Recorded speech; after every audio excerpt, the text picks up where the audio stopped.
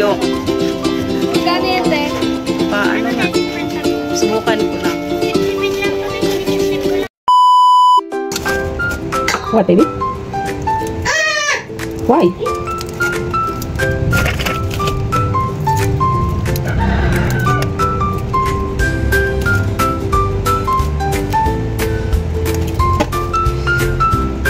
Ang kabaw din pala ito. Ang galang pang pakpak. Kasi mga paa.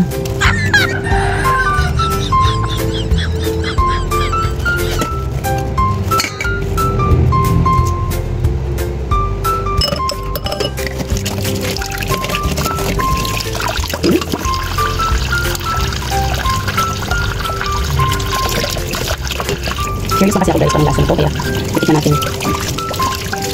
Fighting ka? Kasi, sabi naman, masarap daw ito sa lagubang, pero... Ma! Mami! Ma! Bed! You go in bed! Di ba you have your egg there? Where's the egg? Oh no.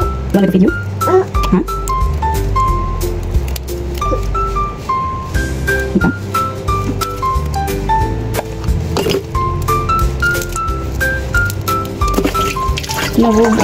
Nabubutas ng tiyan guys. So, lutuin ko na lang siya na hindi ko tatanggalan. At sabi kasi nila, sisip-sipin lang daw to. Ang pwede nitong makain is yung laman lang niya. Oh no! So, dahil laman lang, ngayon kapag mabutas ko siya, wala nang laman yung tiyan.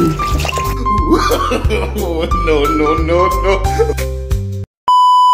Cooking time! So, syempre, gagamitin natin yung Marimar Chili Garlic Oil, guys. Kasi, aside na maanghang na yan talaga, guys, napakasarap naman talaga niyan. So, ang hinalo ko lang dyan, guys, sa pagluto ng ating salagubang ay sibuyas, bawang, paminta, asin, at nasa inyo na yan kung ano yung pampalasan na gusto nyong ihalo dyan, guys.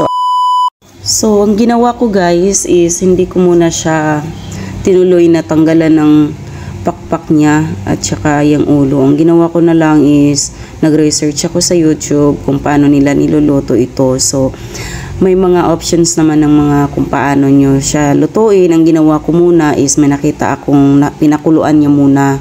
So, yun, pinakuluan ko yung sa lagubang muna bago ko siya tinanggalan ng pakpak niya. So, my first try guys, ang masasabi ko is parang kumakain lang ako ng balat niya guys. So, hindi ko naman talaga masyadong nalalasahan yung laman kasi ang nalalasahan ko guys is yung seasoning na nilagay ko. So, I don't know guys. So, kung mali man ako, I mean, because maybe dahil Bisaya ako, you know, and Ilocano loves these foods.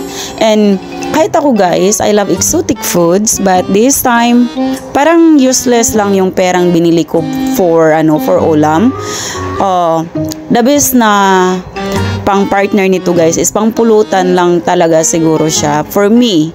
But I don't know sa iba, 'di ba? Kasi nga sa iba guys is ginawang ulam po talaga daw dito yan. So, well, iba-iba naman po talaga ang ating mga panlasa guys. So, that's all my vlog for today. And thank you very much po everyone sa pag-support ng aming channel po. So, sana po ay patuloy po kayong magso-support pa rin po. At see you on my next vlog guys. So, ingat po kayong lahat. Bye!